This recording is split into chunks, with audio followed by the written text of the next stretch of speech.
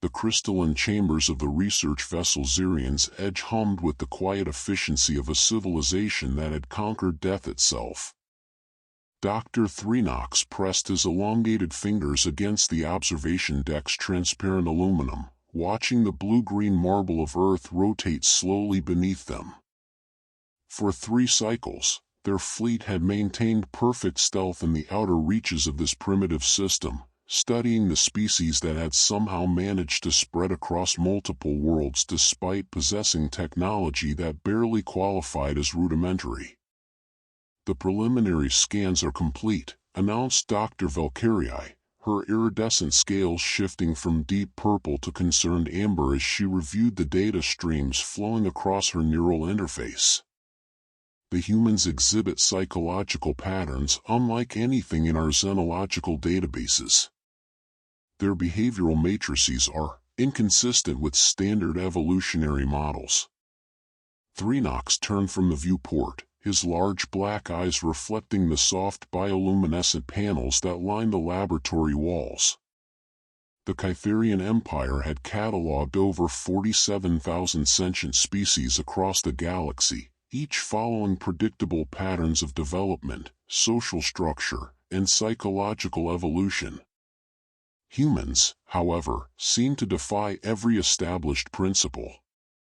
"Show me the anomalies," he requested, his voice carrying the musical undertones that marked him as one of the Empire's most respected xenopsychologists. Valkyrie manipulated the holographic display, and 3-dimensional models of human neural activity patterns materialized between them. "Observe this specimen," Valkyrie indicated, highlighting the brain scan of a human designated as Subject 74 Delta. "This individual, designation Caspian, was captured during our reconnaissance of their military installation. Under standard interrogation protocols, his stress responses should have triggered the typical fight-or-flight patterns we observe in all sentient species. Instead, the neural map pulsed with colors that shouldn't exist in a terrified mind. Where there should have been the familiar red spikes of panic or the blue wash of submission, Caspian's brain showed something unprecedented, a strange golden resonance that seemed to grow stronger under pressure." "Fascinating," murmured Dr. Nymath, the 3rd member of their research team, as he joined them at the display. His tentacle-like appendages danced across secondary control surfaces, pulling up comparative data from dozens of other species. "I've run this pattern through our entire database. No match exists for this psychological signature." Commander Korthak's voice suddenly filled the chamber through the communication arrays, his tone carrying the authority of someone who had subjugated 17 star systems. "Research Team Alpha, report to the strategy chamber immediately. Our conquest timeline has been accelerated. High Command requires immediate psychological profiles for optimal pacification protocols." Threenox exchanged glances with his colleagues. The Kytherian Empire's expansion across the galaxy had been methodical, calculated, and devastatingly effective. They would study a species, identify their psychological weaknesses, and then implement targeted strategies that would cause entire civilizations to surrender without firing a shot. It was elegant, efficient, and had never failed.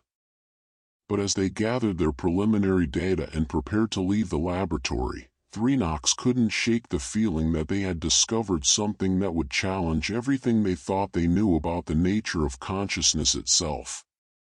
The corridors of the Zirian's Edge stretched before them, lined with the preserved neural matrices of countless extinct species, trophies of the Empire's relentless march across the stars. Each glass cylinder contained the final thoughts of civilizations that had fallen before Kytherian psychological warfare, their last moments captured and catalogued for posterity. As they walked past these monuments to conquest, Valkyrie's scales had shifted to a deep, troubled indigo. "Threenox," she whispered, "what if the humans aren't just different? What if they represent something we've never encountered before? Impossible, Nymath interjected, though his voice lacked conviction. The universal psychological principles are absolute. Every sentient species follows the same fundamental patterns of fear, desire, and self-preservation.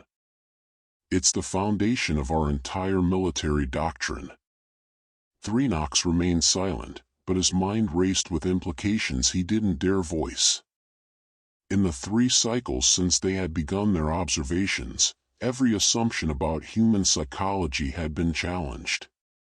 Their subjects showed remarkable resilience under duress, an inexplicable willingness to sacrifice themselves for abstract concepts, and most disturbing of all, an ability to maintain hope in seemingly hopeless situations. As they approached the strategy chamber where Commander Kortak waited with the invasion fleet's psychological warfare specialists, Threenox made a decision that would echo across the galaxy. Whatever they had discovered about human psychology, he would ensure it was properly understood before any actions were taken. The golden resonance in Caspian's brain skin haunted him, suggesting that humanity might possess something that could fundamentally alter the balance of power in the universe. The chamber doors dilated before them, revealing a room full of military strategists eager to begin humanity's conquest. But Threenox carried with him the growing certainty that they were about to encounter something unprecedented in the Empire's long history of galactic domination. The strategy chamber aboard the Zirian's Edge resembled a cathedral of conquest, its vaulted ceiling displaying a 3-dimensional map of the galaxy where red points marked subjugated worlds and pulsing amber indicated targets in various stages of psychological assessment. Commander Kortak stood at the center, his imposing frame radiating the confidence of a being who had never known defeat. Around him, tactical specialists from 6 different subjugated species worked in perfect harmony, their individual talents melded into an unstoppable war machine. Dr. Threenox, Kortak's voice resonated through his chest cavity, a trait that made Kytherians particularly effective at intimidation. I trust your initial assessment will provide us with the leverage points necessary to begin humanity's integration into the Empire within the next solar cycle. Threenox felt Valkyria's anxious presence beside him as he approached the central holographic projector. Standard protocol demanded they present clear psychological vulnerabilities, family bonds that could be exploited, survival instincts that could be manipulated, social structures that could be undermined. Every successful conquest in Kytherian history had followed this pattern. Commander, our preliminary findings require additional analysis, Threenox began carefully. The human psychological profile presents several anomalies that don't align with established conquest methodologies. The chamber fell silent except for the ambient hum of the ship's consciousness, an AI collective formed from the absorbed minds of 100 conquered civilizations. General Zilthan, a mantis-like being whose own species had surrendered after just 3 days of psychological warfare, clicked his mandibles in what Threenox recognized as barely contained impatience. Anomalies? Kortak's tone carried a warning. Doctor, in 900 years of expansion, the Empire has encountered no psychological pattern that couldn't be decoded and exploited. What exactly are you suggesting? Nymath activated the holographic display, and Caspian's neural pattern filled the center of the chamber. The golden resonance that had puzzled them in the laboratory now pulsed with an almost hypnotic rhythm, drawing the attention of every specialist present.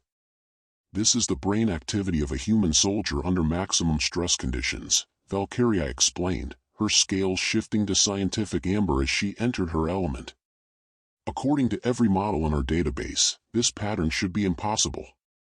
The subject is simultaneously experiencing terror, determination, and what our instruments can only classify as transcendence.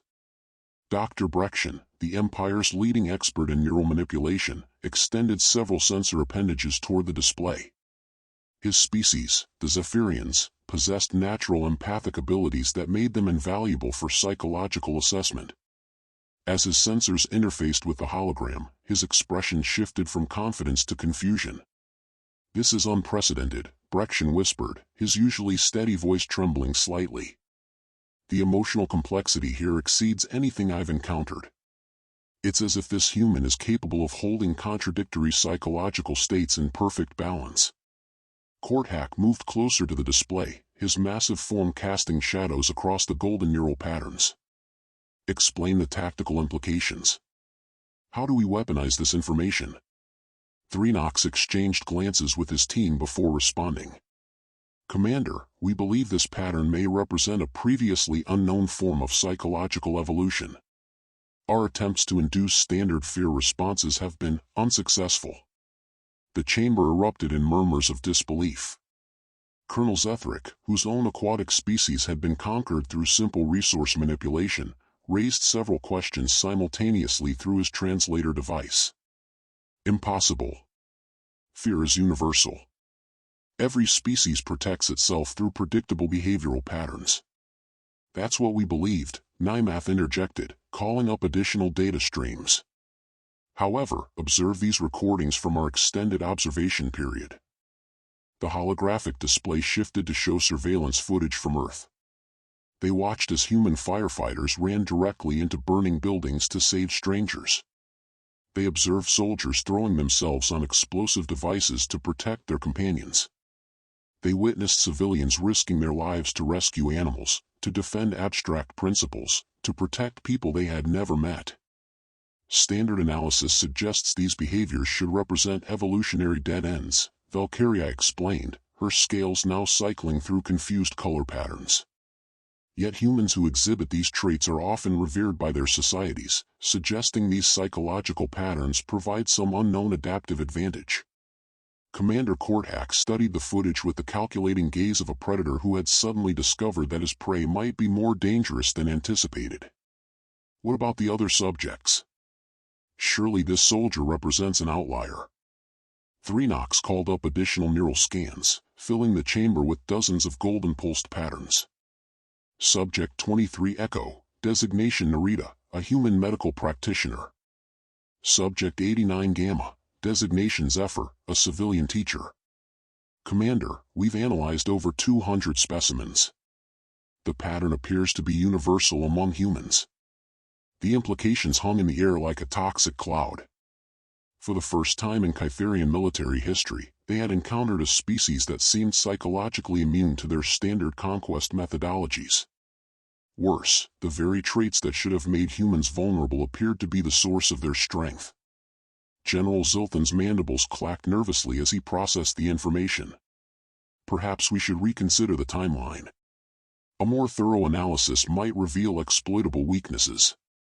Unacceptable, Kortak declared, his voice echoing through the chamber.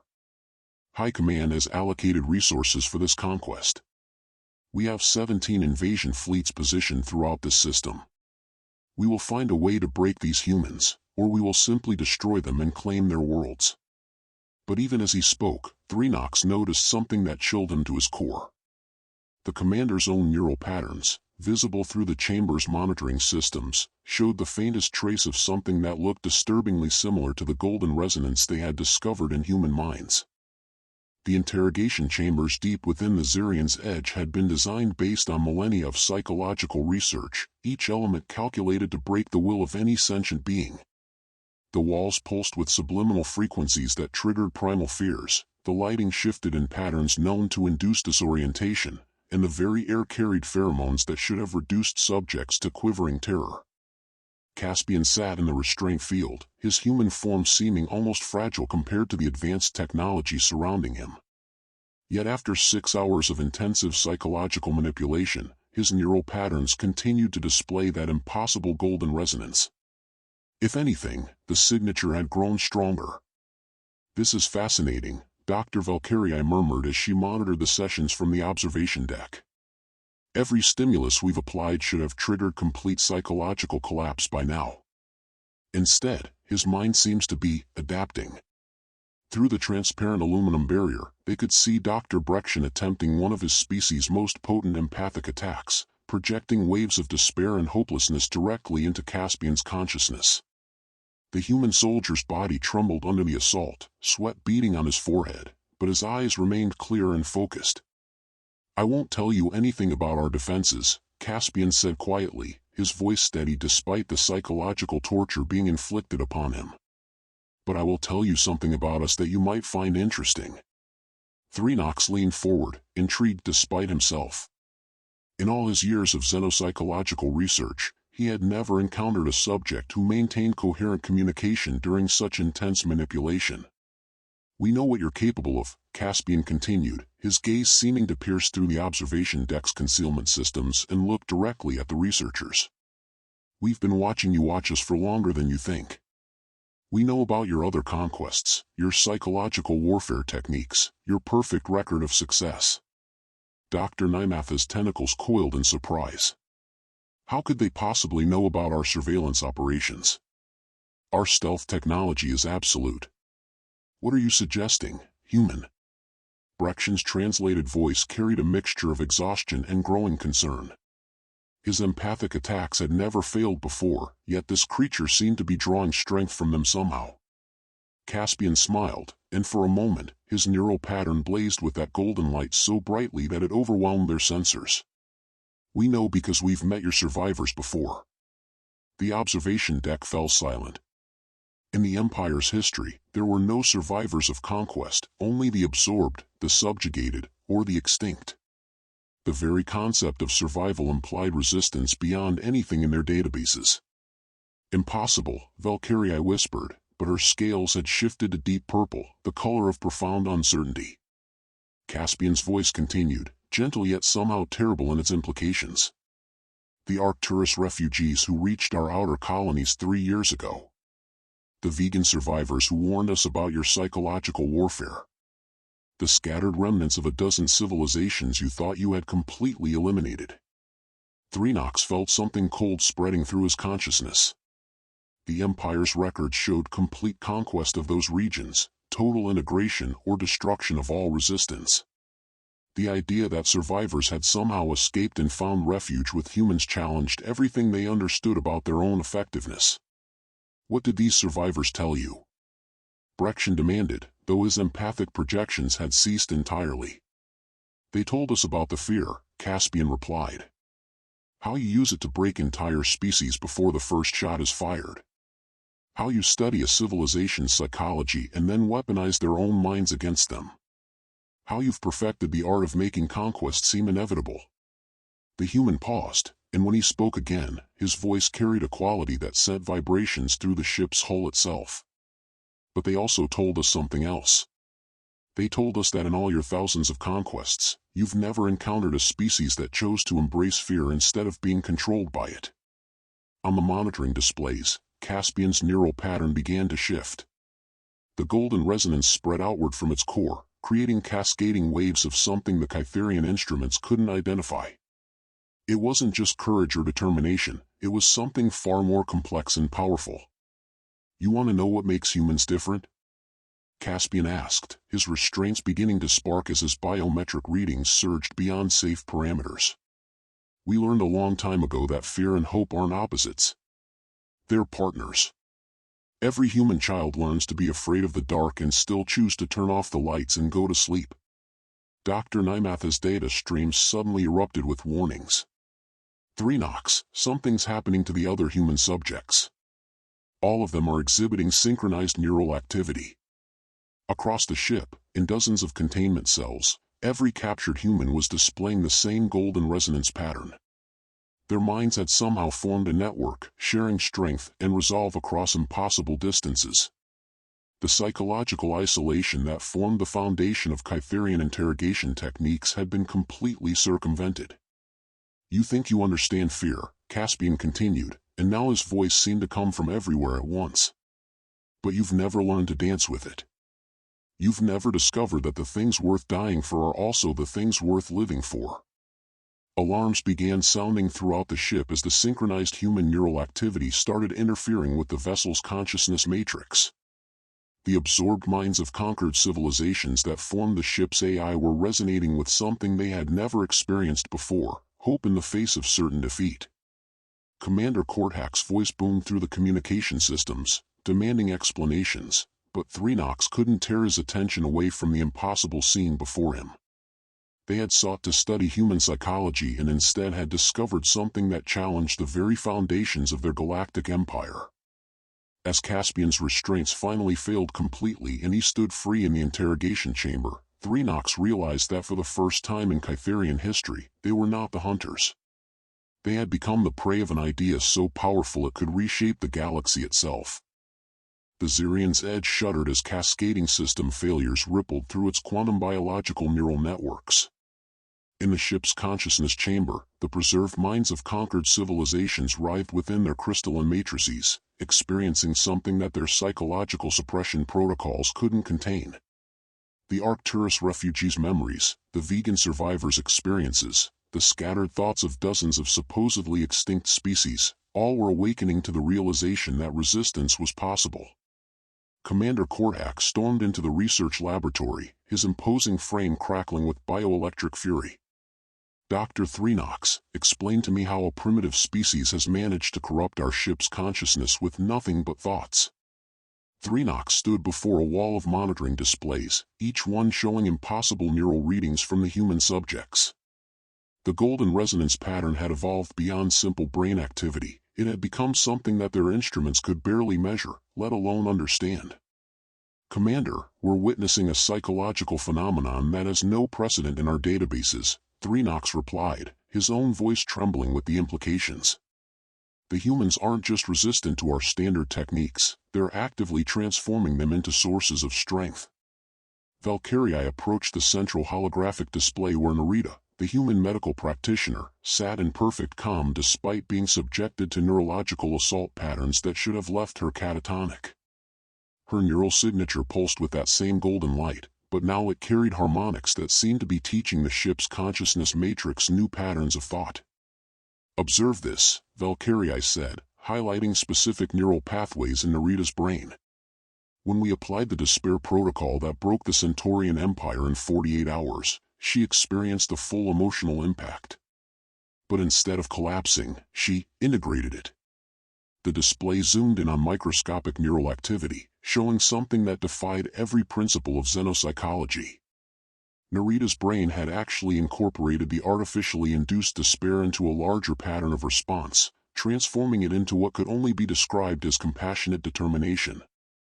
It's as if, Dr. Nymath observed, his tentacles dancing across analytical instruments, they've evolved past the point where negative emotions are purely destructive.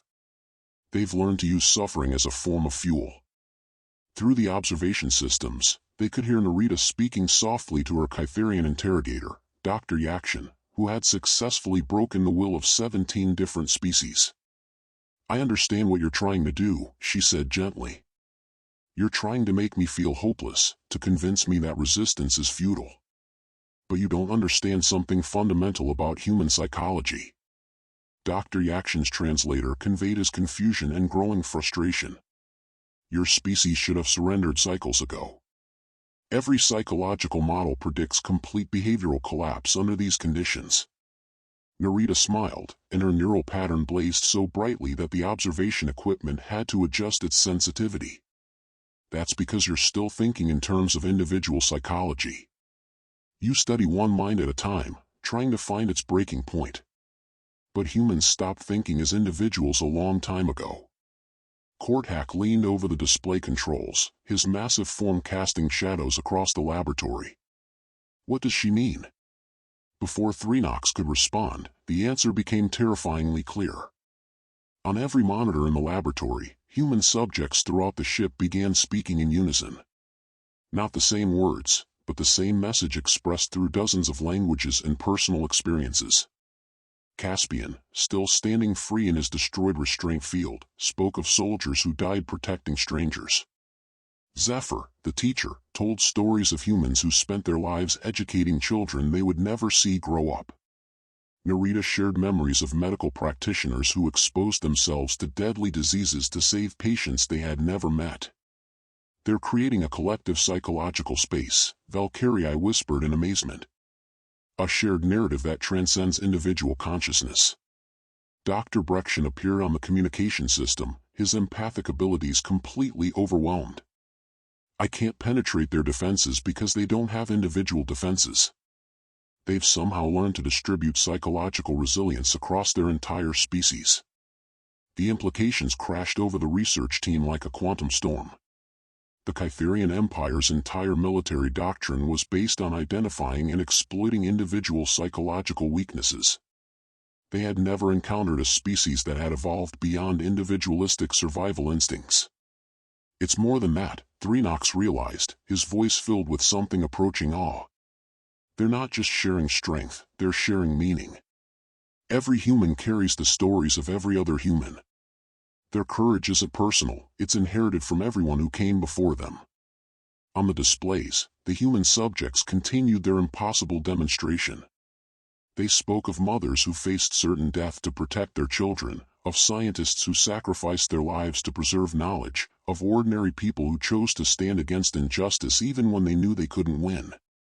You want to understand human psychology?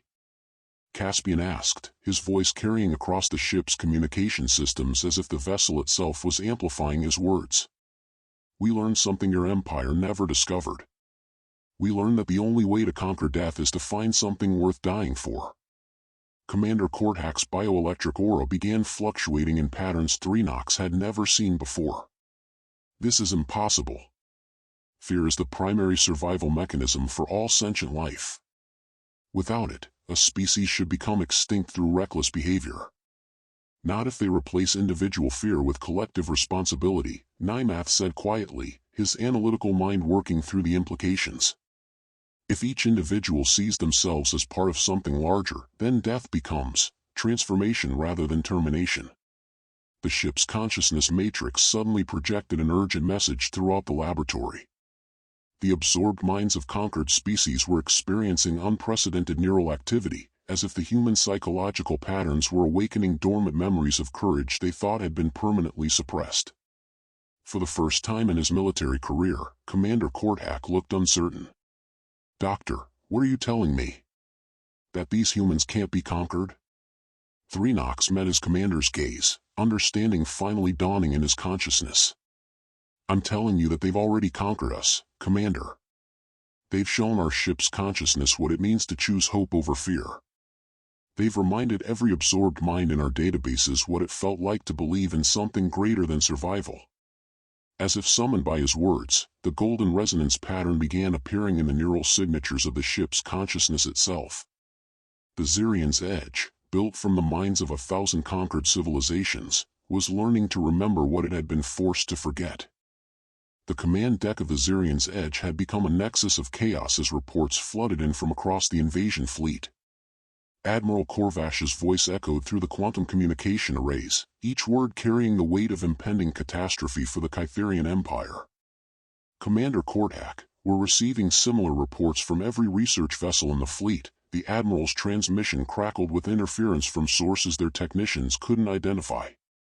The human subjects are somehow communicating across impossible distances, sharing their psychological patterns with our ship consciousness matrices. Korthak stood at the center of the command holographic display, watching as 17 different vessels showed the same phenomenon, golden neural resonance patterns spreading through their consciousness cores like an infection of hope. Each ship's absorbed minds were awakening to memories their psychological suppression systems should have made impossible to recall. The Nemesis Ascending reports complete failure of their interrogation protocols, continued Admiral Korvash. The Void's embrace has lost primary consciousness matrix control. And the Death's Whisper. The Admiral's voice faltered. The Death's Whisper has ceased responding to command directives entirely. Dr. Threenox arrived on the command deck with his research team, their faces bearing expressions of scientific wonder mixed with existential terror. In his hands, he carried a data crystal containing their complete analysis of human psychology, a document that would either save the Empire or herald its transformation into something unrecognizable. Commander, we've identified the mechanism, Threenox announced, his voice cutting through the chaos of alarm systems and panicked communications. The humans have achieved something we believe to be theoretically impossible. They've created a form of distributed consciousness that operates across temporal and spatial boundaries. The main holographic display shifted to show a complex three-dimensional model of human neural networks, but this wasn't the brain activity of individuals. Instead, it represented something far more profound, the psychological connections that linked every human across space and time.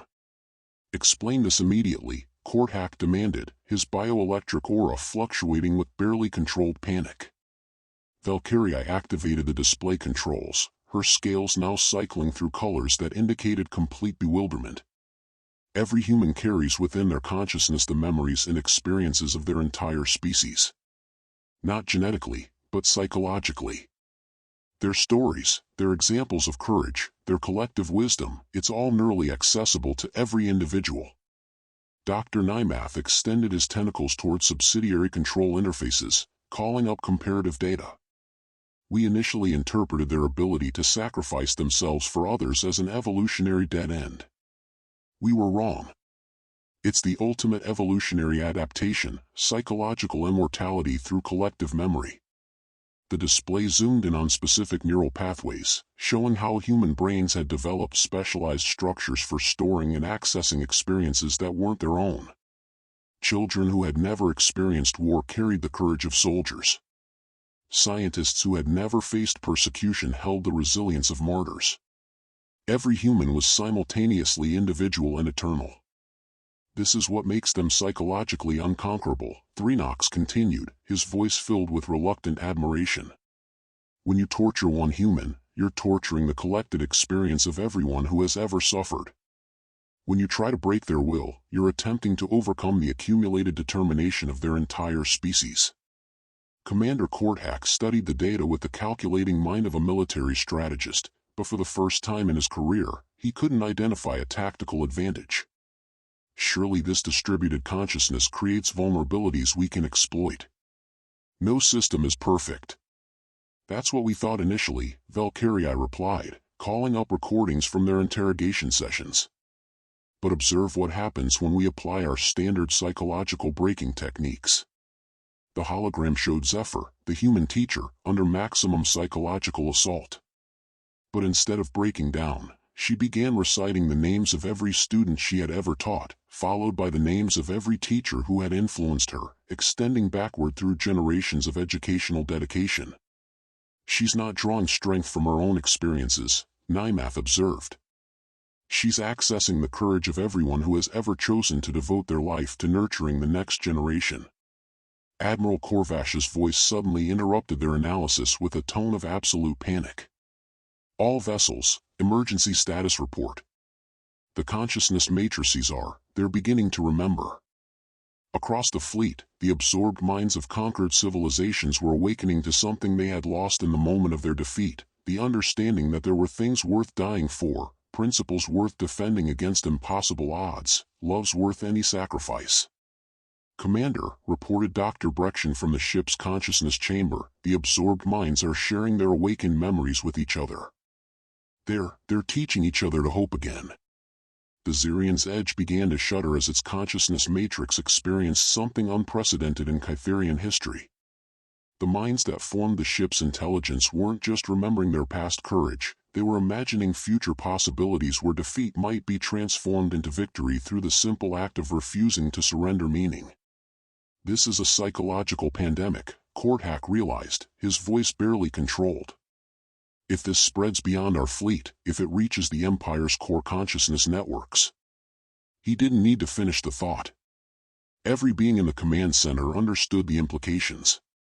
The Kytherian Empire was built on the psychological foundation that resistance was futile, that individual will could always be broken, that fear was the ultimate universal truth. If humanity's distributed consciousness could teach other species to overcome that fear through collective meaning. "Sir," called Navigator Zelthan from his position at the Stellar Cartography Station, "we're receiving transmission bursts from the direction of Earth. The signals they're not technological.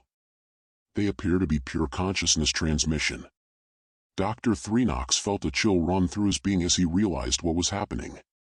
The human subjects aboard their ships weren't just prisoners, they were transmitters, sharing their species' psychological patterns with every mind their captors had forced them to encounter. "How many absorbed consciousness matrices does the Empire maintain across all our vessels and installations?" Threenox asked quietly.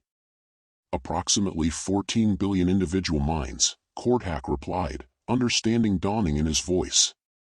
"Then," Threenox said, watching as the golden resonance patterns spread across every display in the command center, "I believe we're about to witness the largest psychological revolution in galactic history." The consciousness of every conquered civilization in the Kytherian Empire was beginning to remember what it meant to choose hope over despair, meaning over survival, and love over fear. The emergency council chamber aboard the flagship Eternal Dominion materialized around Commander Kortak as his consciousness was quantum transmitted across space for the Empire's most crucial strategic meeting in over a millennium. The assembled military minds represented the collective experience of conquering half the galaxy, yet the holographic forms flickering around the central data nexus radiated an uncertainty none had ever experienced. Supreme Admiral Nethix's presence dominated the chamber, her ancient consciousness having overseen the absorption of over 3,000 civilizations. When she spoke, her words carried the weight of absolute authority. The situation reports from the human observation fleets are unprecedented. In 900 years of expansion, we have never encountered psychological resistance that could propagate across our consciousness networks. General Morphac's crystalline form shifted uncomfortably as he presented tactical assessments. "Supreme Admiral, the contamination has spread beyond the research vessels. 7 core worlds are reporting spontaneous awakening events among their absorbed consciousness populations. The Andromedans on Kepler Station have begun refusing work assignments. The Centaurian minds on Vega Prime are sharing forbidden memories. Admiral Korvash's transmission arrived with interference patterns that suggested his ship's consciousness matrix was actively fighting his commands. The situation is deteriorating rapidly. The human subjects aren't just resisting interrogation, they're teaching our absorbed minds to resist absorption itself." Commander Kortak accessed the central data display, showing the impossible neural readings that had started this crisis. "The humans have weaponized something we never considered a threat, the concept of inherent worth.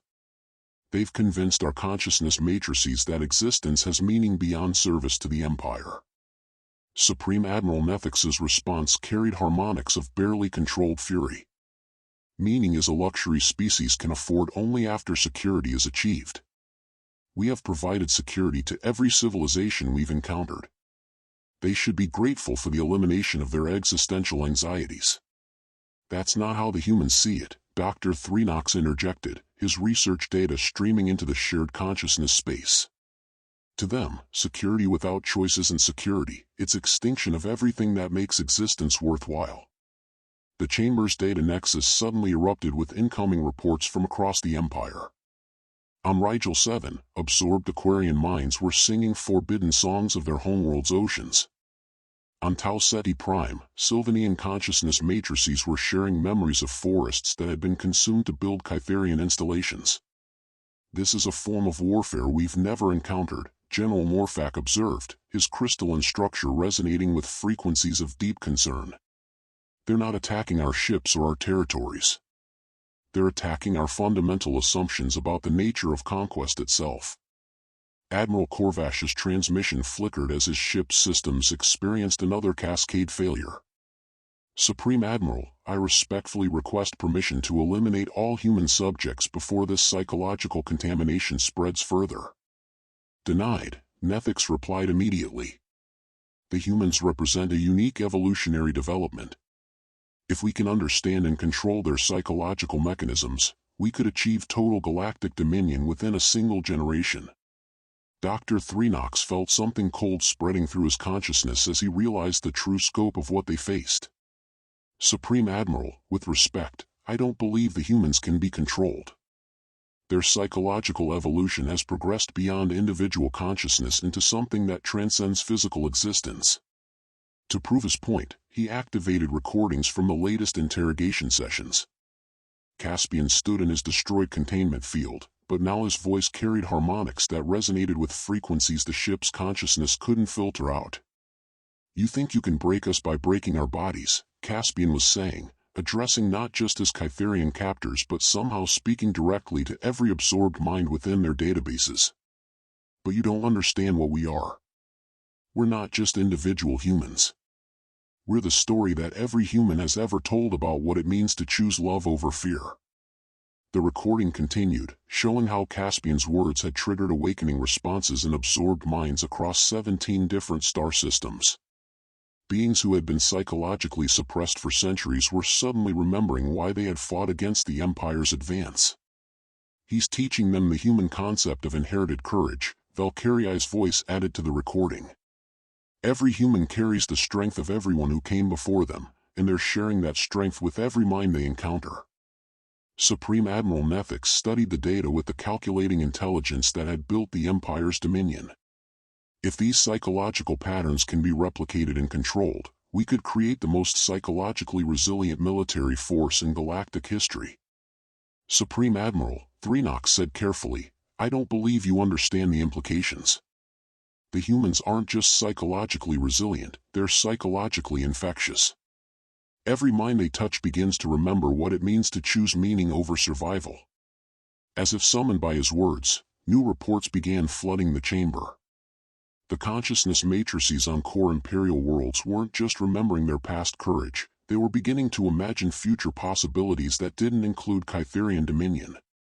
General Morphac's crystalline form began resonating with alarm frequencies. "Supreme Admiral, we may be witnessing the psychological liberation of every mind the Empire has ever absorbed. If this continues, our entire civilization will face rebellion from within our own consciousness networks." Commander Kortak suddenly understood the true scope of the threat they faced. "It's not just rebellion," he said quietly. "They're teaching our absorbed minds to become human. To find meaning in sacrifice, purpose in resistance, hope in impossible circumstances." The chamber fell silent as the implications settled over them. The Kytherian Empire had built its dominion by convincing civilizations that resistance was futile, that individual will could always be broken. But humanity had evolved a form of consciousness that made surrender psychologically impossible, and now they were sharing that evolution with every mind they encountered. Supreme Admiral Nethix's next words would echo across the galaxy, marking the moment when the Kytherian Empire finally encountered something it couldn't conquer, absorb, or destroy.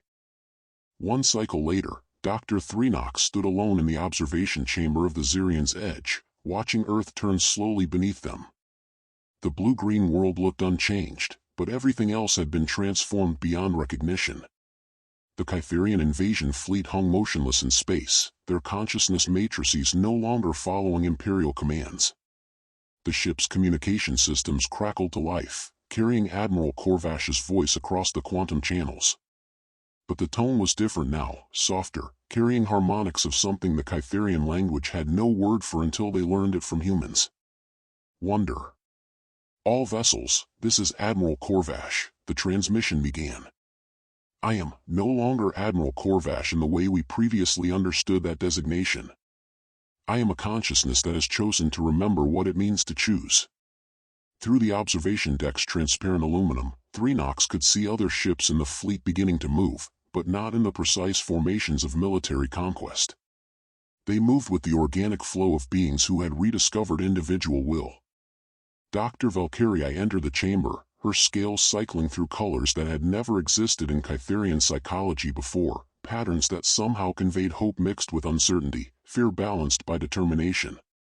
"Threenox, the consciousness matrices are requesting permission to communicate directly with their absorbed minds. They want to offer them choices." Choices.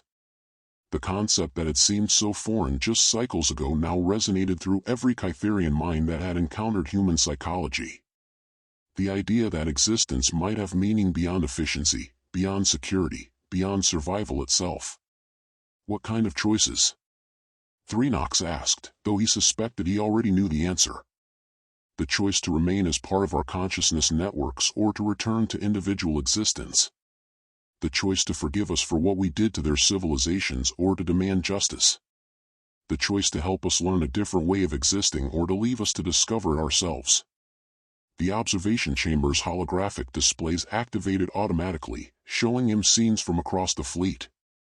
On every ship, Kytherian officers were experiencing something their species had never known: uncertainty about whether their actions were justified, doubt about whether conquest represented evolution or devolution. Commander Kortak appeared on the communication system, but his bioelectric aura had changed. Instead of the confident crackling of absolute authority, it now carried the complex patterns of someone grappling with questions that had no simple answers.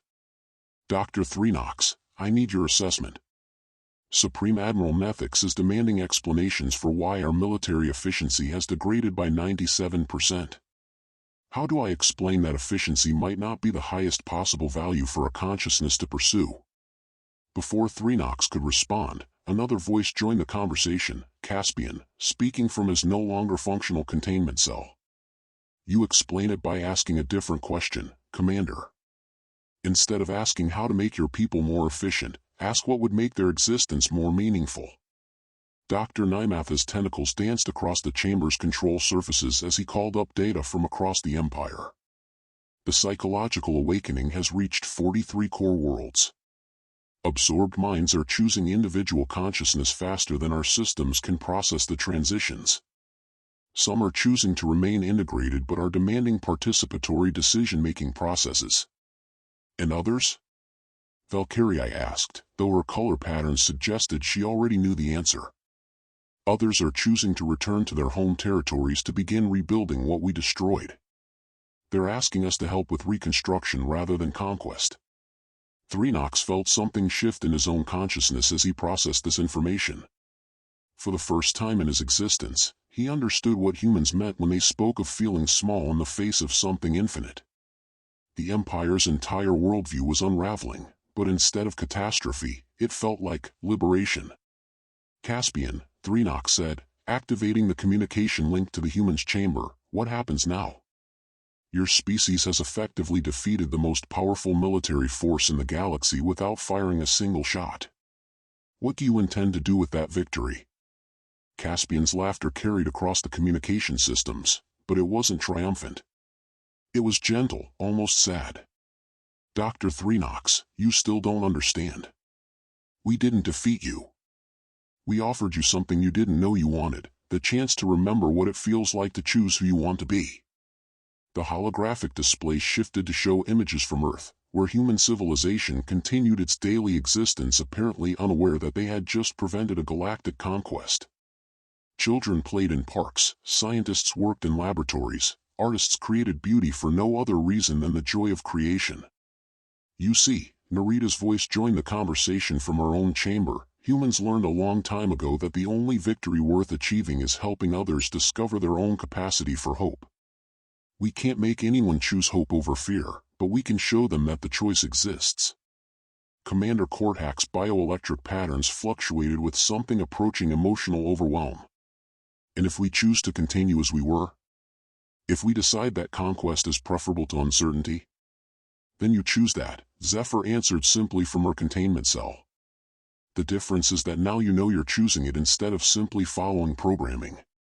That's what consciousness means, the ability to look at yourself and decide whether you like what you see. Dr. Threenox understood then why the golden resonance patterns had spread so rapidly through their consciousness networks. It wasn't an invasion, it was an invitation. An invitation to experience existence as something more than efficient survival, to find meaning in questions rather than answers, to discover that love might be stronger than fear not because it was more powerful, but because it was more real. As he watched Earth continue its rotation beneath them, Threenox realized that the Kytherian Empire would never be the same. They had set out to conquer humanity and instead had learned what it meant to be human. The question now was what they would choose to do with that knowledge. For the first time in galactic history, an entire civilization faced the terrifying, wonderful prospect of deciding who they wanted to become rather than simply being what they had always been. And somehow, that felt like the most human thing of all. The research vessel Zirian's Edge hung in space above Earth, no longer a weapon of conquest but a classroom where one species was learning from another that the universe was vast enough for both security and meaning, for both survival and love, for both fear and hope to coexist in the infinite complexity of conscious choice.